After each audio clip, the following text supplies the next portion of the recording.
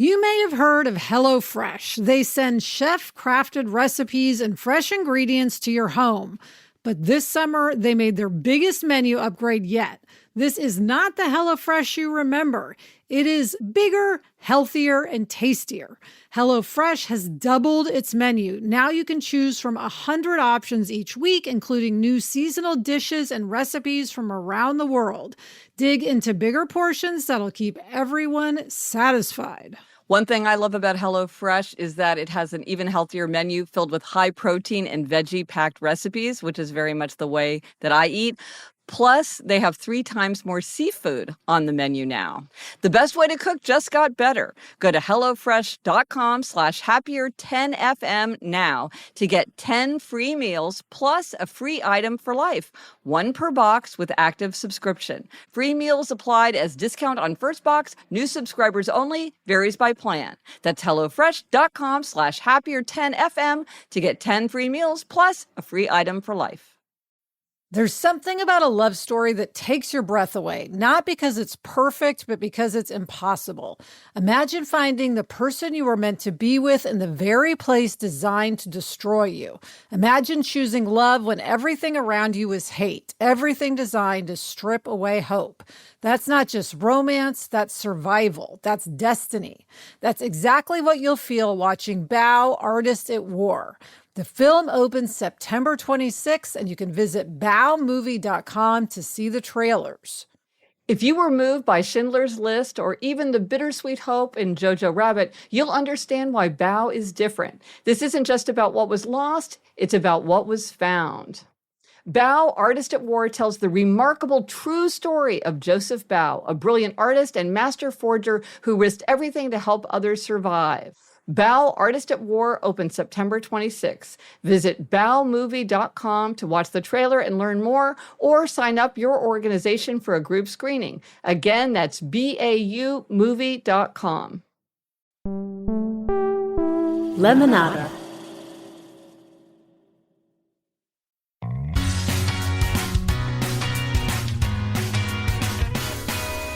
Hello and welcome to Happier, a podcast that gives you ideas for how to make your life happier. This week we'll talk about the value of making a love list and share so many back-to-school hacks from listeners. I'm Gretchen Rubin, a writer who studies happiness, good habits, human nature.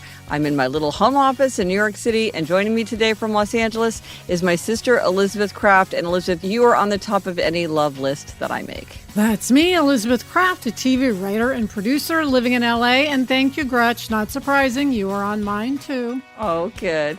Before we jump in, first, this update. Yes, Amy said, listening to your Saturday episode and wanted to respond about the phenomenon you were describing of the pleasure you receive from going to and fro using public transportation, etc.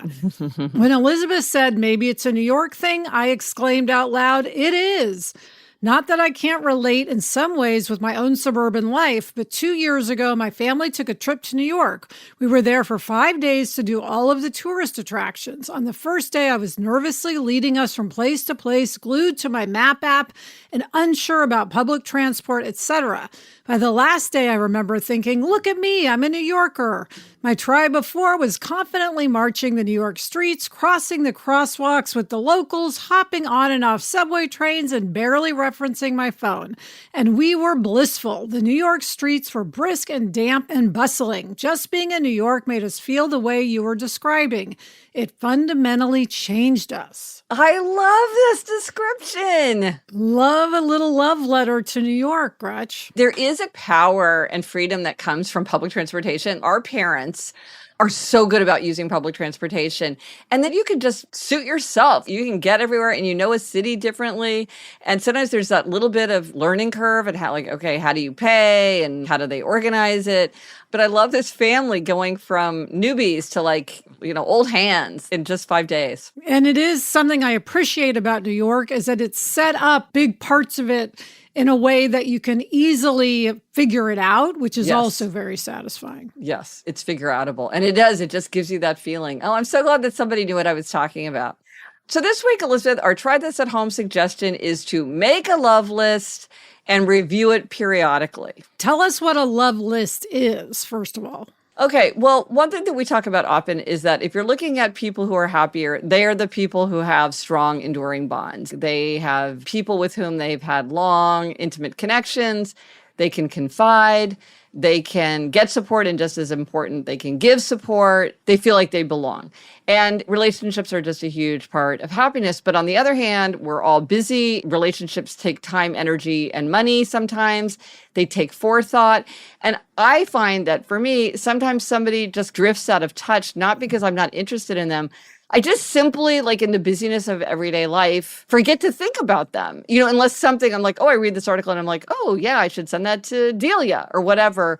But sometimes relationships get weaker, not because we don't care, but just because of circumstances. Yes, it is so true. Like we have so many ways now of staying in touch, but sometimes we forget. Yes, we forget to use them.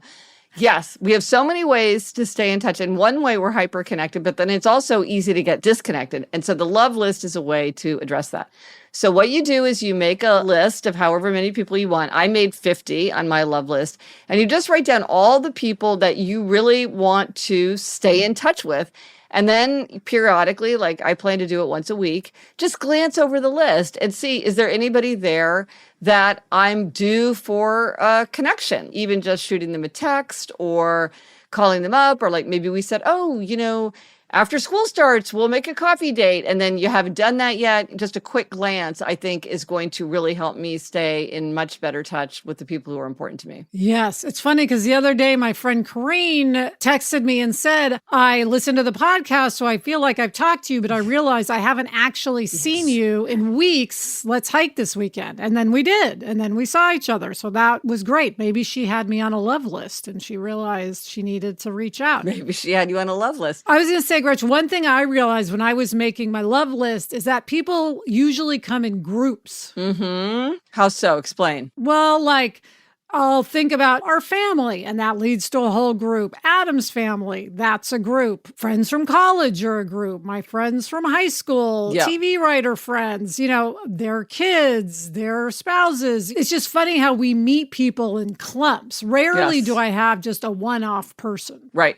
Well, it's interesting because there were some people where I almost considered them like a pair, like a couple, as one person. Because I'm like, well, if I think of one of them, I think of the other. So I didn't want to take up two slots, or like my two roommates from college. But I don't know. Maybe I should have thought of them separately. I don't know. I kind of went back and forth on that. Did you list everybody separately, even if they came in a group? I did list everybody separately, which actually made me start thinking I really need like a much longer list than 50 for that, if I'm going to list everybody separately. Yeah.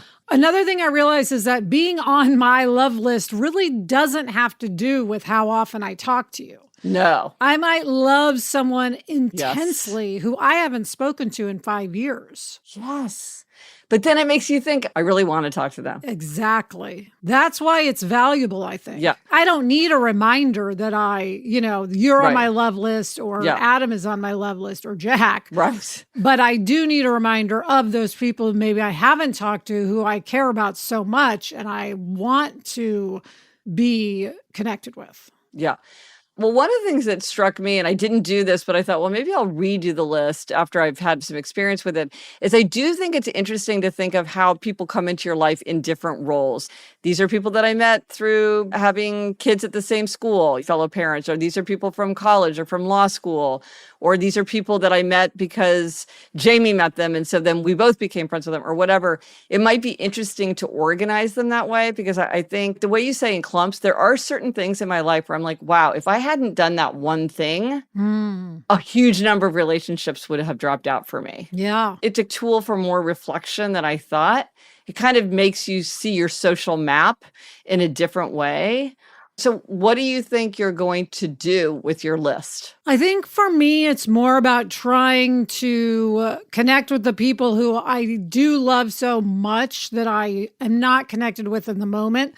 And it's funny because one thing I think about having kids, and as they get older, like now Jack's almost 16, you end up having a lot more time to connect with people. Yes. And so I'm kind of reaching that place in my life where I feel like certain friendships can be made more prominent again, just time-wise, because I have more time. And that's exciting. Yeah. And just writing about the empty nest, open door phase, that is something that a lot of people find, that they have more time for their friendships, or they can like travel, or they become closer to their parents or their siblings because also they have more time when everybody's so caught up with family life, and then you have a breather. Now, I had to look up online how to make a double column because I wanted my list on one page. I did manage to do that very easily. So that's something that I pulled off. I got a little bit of jolt of satisfaction from that. I'm going to keep my list on my bulletin board, so I look at it periodically. What are you going to do to just, it's good to make the list, but then of course we want to review the list. Yes, I don't want to have mine up. I don't know. There's something that I don't want to have a list of people I love on the wall. What if someone comes in and they're not on the list? That's a good point. It comes from a place of love, but maybe it seems a little bit strained. Yeah. I don't know about that. Well, the thing that's funny is that we do have this idea that if love and friendship and everything should flow spontaneously, and if you're working too hard on it, it must be kind of inauthentic and forced. But in fact, as I think about doing this, it might look inauthentic and forced to have this list on a bulletin board, but it doesn't feel inauthentic and forced. Actually, It feels warm and loving. Yes. Whatever works for you. Yes. Yes. We enjoyed making this list. We learned from it. Others might find it to be too artificial. I can imagine people not doing it. I can imagine people doing it and then throwing it away, kind of like I got the lesson from it. I can imagine people making it into a giant poster and hand painting it or putting stickers on it. I can imagine somebody being like, and now I'm going to write a postcard to everybody on the list. Yes. I cannot wait to see if people play with this idea and how they put their own twist on it. So let us know if you do try this at home and how making a love list works for you. Let us know on Instagram, Threads, TikTok, Facebook. Drop us an email at podcast@gretchenrubin.com. Or as always, you can go to the show notes. This is happiercast.com/549. Coming up, we've got an interesting hack about how to find out someone's opinion on something. But first, this break.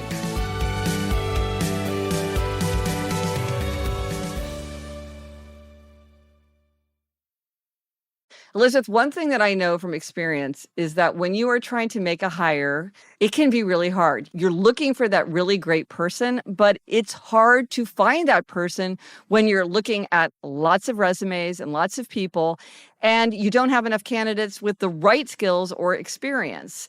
It's frustrating. But not with ZipRecruiter. ZipRecruiter finds amazing candidates for you fast. And right now, you can try it for free at ziprecruiter.com/happier. And ZipRecruiter's smart technology identifies top talent for your roles quickly, which means you get to connect with top candidates fast. Ditch the other hiring sites and let ZipRecruiter find what you're looking for, the needle in the haystack. 4 out of 5 employers who post on ZipRecruiter get a quality candidate within the first day. Try it for free at this exclusive web address, ziprecruiter.com/happier. Again, that's ziprecruiter.com/happier. ZipRecruiter, the smartest way to hire. I am not a shopper. I don't love going to stores and trying things on. And that is why I am so happy that this podcast is sponsored by Daily Look. Daily Look is the #1 highest rated premium personal styling service for women. With Daily Look, you get your own dedicated personal stylist to curate a box of clothes based on your body shape, preference, and lifestyle. It's not an algorithm. These are real personal stylists. And that means you can try on up to 12 premium pieces per box at home. Right now, I'm wearing the pair of jeans that came in my box with all my other things. I didn't have to lift a finger to get any of them. They came right to me. It's time to get your own personal stylist with Daily Look. Head to dailylook.com to take your style quiz and use code HAPPIER for 50% off your first order. Once again, that's dailylook.com for 50% off, and make sure you use our promo code HAPPIER so they know we sent you. One last time, dailylook.com and promo code HAPPIER. Okay, Gretch, we are back with this week's happiness hack. This one takes a little bit of explaining. So explain this opinion hack. Yes, this is a hack that takes a bit of explanation, but it's very useful if you remember to use it. So what this hack is meant to do is to help you find out a person's real opinion.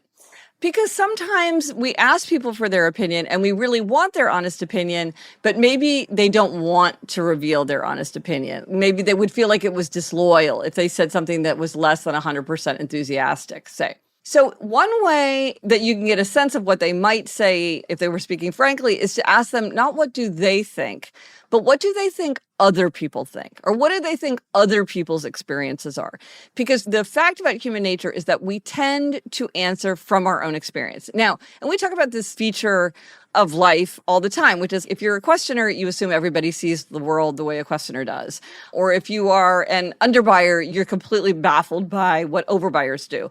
It's very hard to understand sometimes other people's perspectives. So when we're trying to answer a question about something, if somebody says, well, what do you think most people think? What most people do is they figure, well, probably everybody sees things the way I do or has the same response I did. And so I'll just answer for everyone.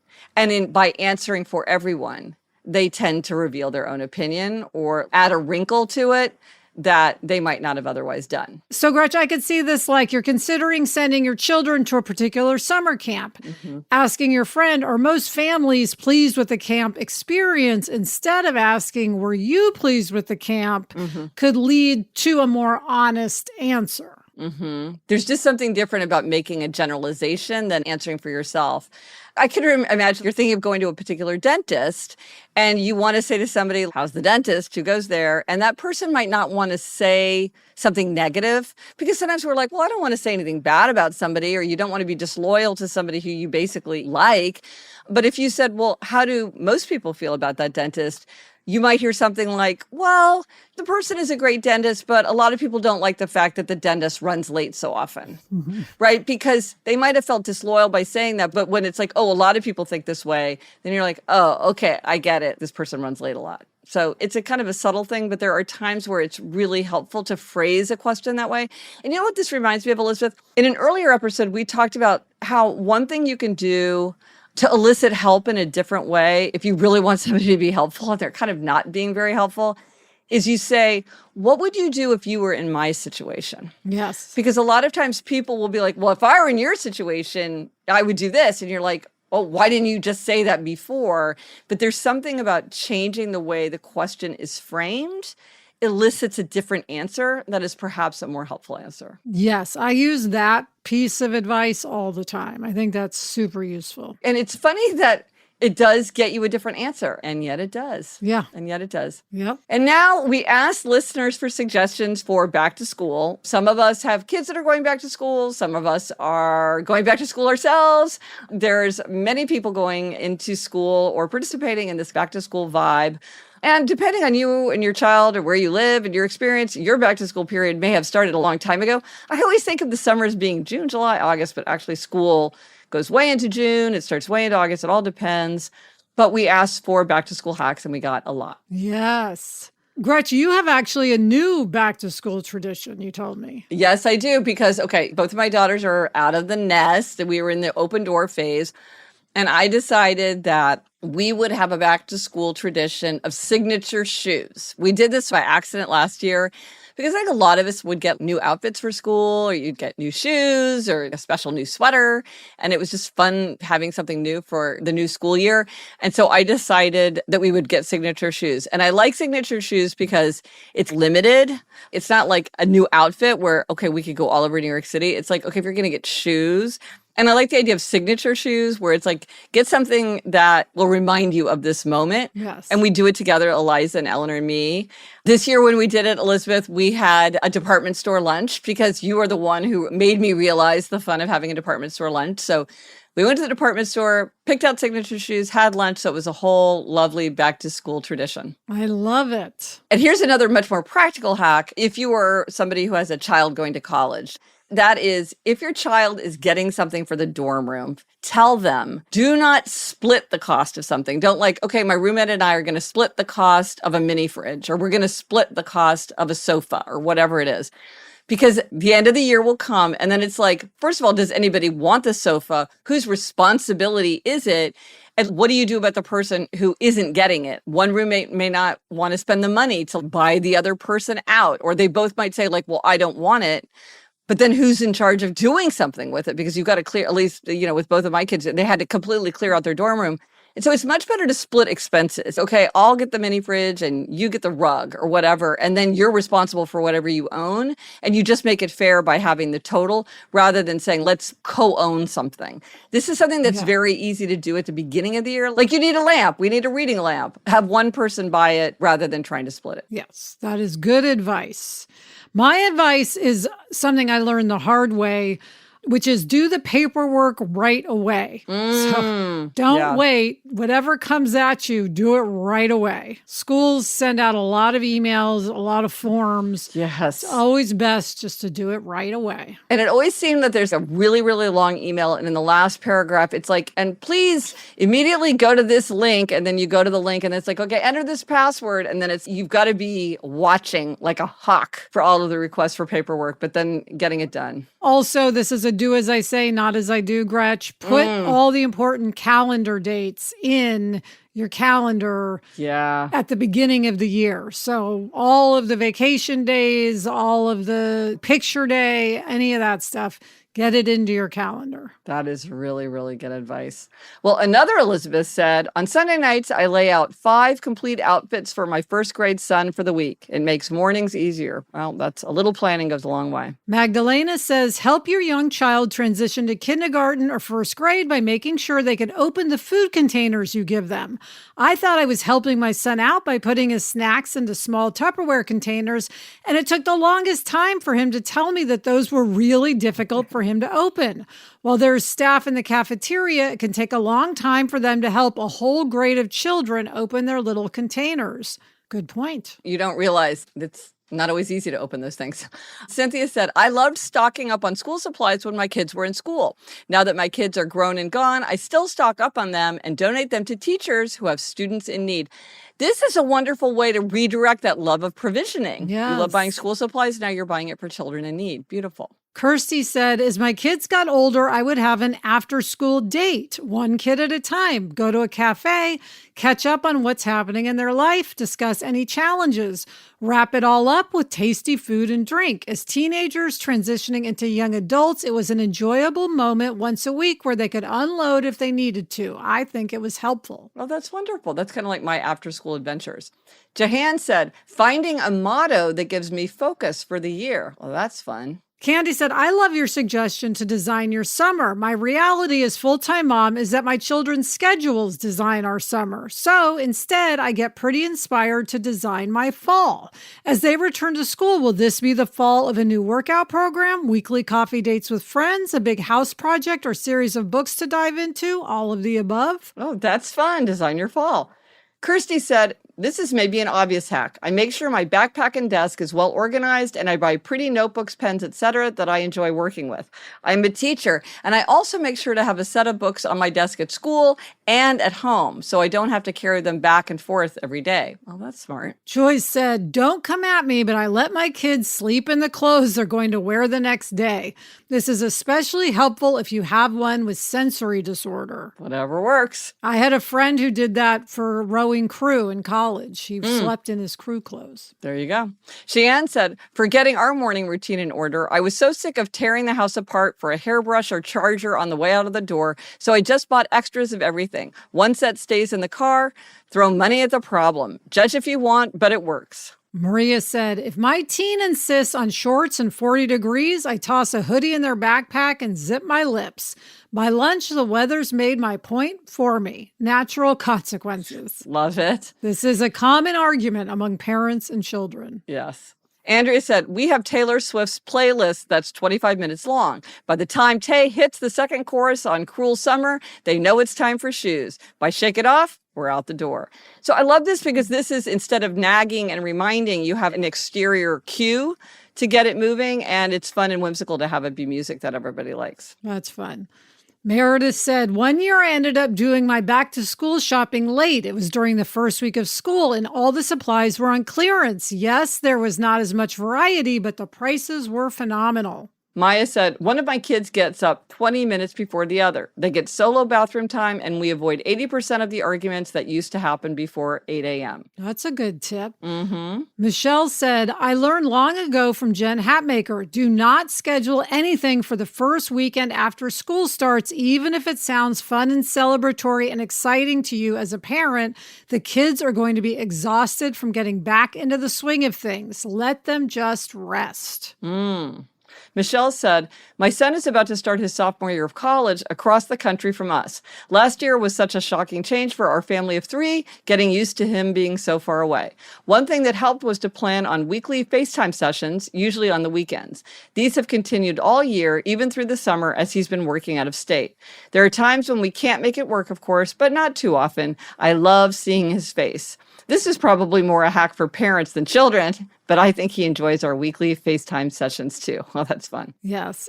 Ellen says, even if you plan to make your child lunch every day, have them eat from the cafeteria the first week of kindergarten, or if a new school, whatever grade. It's much easier to learn routines when everyone is learning them, rather than having to get hot lunch one day and not knowing how to do it. That's a good suggestion. This is a very profound observation, though. It's easier to learn routines when everyone is learning it. That's a really good observation. Yes. Diana said, we charge their devices overnight, so it's the only thing to put in their bag in the morning. Everything else gets pre-packed the night before. Make lunches the night before and keep cold items in the fridge. Pack everything else the night before. Always lay out clothes for the next day. Have several grab-and-go options for breakfast so they get to pick. And this is what I thought was the most interesting. We allow about 30 minutes to get ready in the morning. Too much time and they drag their feet. Anything less and we won't be out of the door on time. So this is interesting. I always think it would be easier the more time you have, but actually maybe you need something where you have to keep it up. Yeah. And then they get more sleep. So that's interesting. Yeah, interesting observation. Christine says, before school starts, we sit down with my daughter and make a list of all potential breakfast and lunch options. Then during the year, we just pick/rotate off the list. She knows it's her job to tell us if she wants to add or remove options. I love it because it stops the weekly, daily nag and forces her to take some accountability too. Yeah. Lisa said, I always hosted a back-to-school breakfast on their first day. Decorated the table all up with whatever the theme was that I created for the year, and there was always a small gift. The first day of school should be exciting and fun. I love that. It's a minor holiday. I think that's so fun. Yes. First day back to school holiday. Love it. Yes. And now for a request for a 4 tendencies tip. We got a question from a listener. Pamela said, I just listened to episode 546 of Happier, and I think you just hit on why I have never been able to categorize myself by these 4 tendencies. I do make commitments to myself, but then let myself down. The tendencies quiz makes it seem like the options are just making/keeping versus resisting.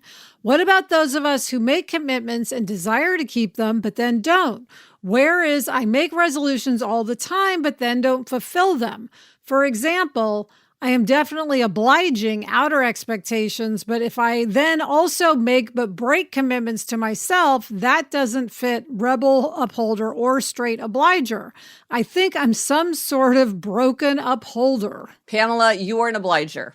You are a classic obliger. By resisting outer expectations, that just means that you struggle to keep them. You're not following them. So you have described yourself as a classic obliger. So there you have it. I hope that's helpful. And as an obliger myself, it takes one to know one. And yes, Pamela, I agree. You are an obliger. If you want to take the quiz that Pamela mentioned, you can just go to GretchenRubin.com and you can take the free quiz there. 3 million people have taken that quiz and it will give you a readout. It's so useful.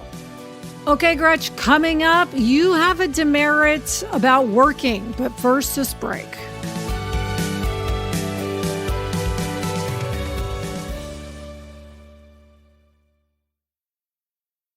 Meet JLab, headphones and speakers as vibrant as your summer. Beach days, workout sessions, or chill moments, find the perfect sound with JLab.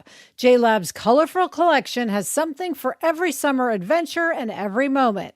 Think headphones and speakers in fresh summer colors with features you actually want for beach workouts, poolside chilling, or sunset jamming sessions. They have so many great products. I mean, the one that I really, really love is the J Buds Mini. These are little little tiny earbuds. They fit on your keychain. I carry mine with me everywhere. They come in fresh mint green, sage, ocean aqua, bright pink, or sleek black. I have the black. They're smaller than a coin, perfect for small ears and for summer pockets. Plus, they have their summer speaker series from pocket size to party size. The J-Lab Party Speaker Series brings powerful sound to any summer gathering. Look for the blue box at retailers everywhere or shop jlab.com and use code HAPPIER for 15% off your order today. It's important to recharge, but when you go on vacation, please don't hide the key under the mat. That's safe-ish. We know safe-ish home security hacks don't actually work. We just use them because they're easy. ADT systems help keep your home safe and secure and are customizable to your needs. ADT offers tools and services like 24/7 monitoring and cameras you can check from virtually anywhere with the ADT Plus app. Visit ADT.com or call 1-800-ADT-ASAP. Don't settle for safe-ish. Get ADT. Okay, Gretch, we're back with demerits and gold stars. And this week you are up with a happiness demerit. Yeah, I have been working too fast. I have been in a mode where I'm not being deliberate. Something that I try to do is like every time I sit down to look at my emails, look at all my emails all at once. Because, sometimes somebody asks a question, but then somebody answers it. You kind of need to be tracking the conversation. And I get in this mode where I'm like, I'm just going to fire back an answer really quickly, or I'm going to answer from my phone and without looking at everything. Or I fire off a question to somebody without taking 1 second to be like, wait a minute, maybe I have the answer to that if I just think for a moment or try to think of like, okay, where have I seen that information? Or like I'll panic and be like, oh, we've got to do this, or what about this? What about this? And then I have to write them an email like, oh, never mind, I figured it out. And so I'm giving myself this demerit as just a reminder to just slow down. Like nothing that I am doing is so urgent that I need to be rushing. And I actually do better work and I'm easier to work with for other people if I take my time and take a beat and think and act with intention instead of being like, oh, I've got so much to do, I've got to do it all. Yeah, what's that phrase? Slow is smooth and smooth is fast. Exactly. Yes, I think that's from the military, right? Slow is smooth and smooth is fast. Absolutely. Or I've also heard go slow to go fast. Yes. Yeah. But Elizabeth, what is your gold star? Take us up. All right, Gretch. Well, Mahjong is definitely in the zeitgeist, right? Many, many people are learning to play Mahjong, which I love. You are so on trend, Elizabeth. Yeah. So I want to give a gold star to my favorite app to help you play Mahjong, which is the Real Mahjong app. So Real Mahjong app. Now, it is American Mahjong, which means that you play with a card. So you do have to have your own card in order to use this app. And there is a charge for it. I buy it annually. I subscribe. It is the best. It is a great app. It really helps you learn. Also, it's super fun. So definitely, if you're out there learning American Mahjong, get the Real Mahjong app. I like this because if you have that time when you're like zoning out with your phone, if you're doing this, you're building a skill, which is a skill that you really want. And so it's like a good use of your time in those moments. Yes. And what's fun for me to do, a little side hack here, Gretch, is I love, and many people do this, trying to get every hand on the card. So like I'll focus on just the 2, 4, 6, 8 hands and spend my time on the app just trying to get one group of hands, which will make sense to anybody who plays Mahjong, if not to you. It doesn't make any sense at all to me, but I take your word for it. Another side note, which is I think that Mahjong may be the most common word that has the most alternate spellings. It really does. Of any kind of words that are out there in the world. Is it one word? Is it 2 words? Are there 2 Gs, 1 Gs? There's a lot of variations in Mahjong. Yes, which I should mention, this app, Mahjong, is spelled M-A-H, new word, J-O-N-G-G, if anyone's wondering. Excellent. Well, the resource for this week, as my daughter Eleanor goes back to college, I keep thinking about my book, Secrets of Adulthood, which was, I wrote partly for her and for my other daughter, Eliza, because it's the lessons that I learned the hard way. Secrets of Adulthood is a great gift, I think, for anyone who is entering college or wanting to start the fall with a little bit more wisdom. Maybe they have a new job or they're in a new city. It's meant for people going through transitions. And if you want a signed book plate to get a personal touch and you're in the United States or Canada, you can request one at happiercast.com/bookplates. This is something that I will actually personalize and mail to you. So request one if you want. happiercast.com/bookplates. Elizabeth, what are we reading? I am reading Summer in Sonoma by Robin Carr. And I'm reading Pied Piper by Neville Shute. And that's it for this episode of Happier. Remember to try this at home. Make a love list. Let us know if you tried it and if it worked for you. Thanks to our executive producer, Chuck Reed, and everyone at Lemonada. And if you haven't subscribed to Lemonada Premium yet, now is the perfect time. You can listen completely ad-free. Just tap the subscribe button on Apple Podcasts or go to lemonadapremium.com to subscribe on any other app. And if you like the show, please tell others you know. Until next week, I'm Elizabeth Kraft. And I'm Gretchen Rubin. Thanks for joining us. Onward and upward.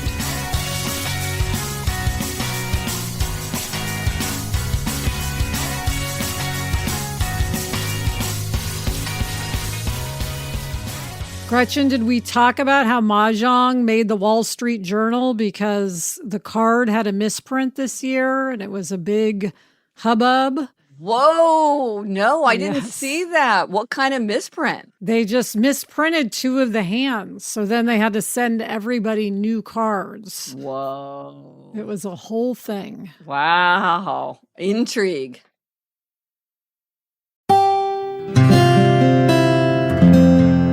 From the Onward Project. There's something about a love story that takes your breath away, not because it's perfect, but because it's impossible. Imagine finding the person you were meant to be with in the very place designed to destroy you. Imagine choosing love when everything around you is hate, everything designed to strip away hope. That's not just romance, that's survival, that's destiny. That's exactly what you'll feel watching Bao, Artist at War. The film opens September 26th, and you can visit baomovie.com to see the trailers. If you were moved by Schindler's List or even the bittersweet hope in Jojo Rabbit, you'll understand why Bao is different. This isn't just about what was lost, it's about what was found. Bao, Artist at War, tells the remarkable true story of Joseph Bao, a brilliant artist and master forger who risked everything to help others survive. Bao, Artist at War opens September 26th. Visit baomovie.com to watch the trailer and learn more, or sign up your organization for a group screening. Again, that's baomovie.com.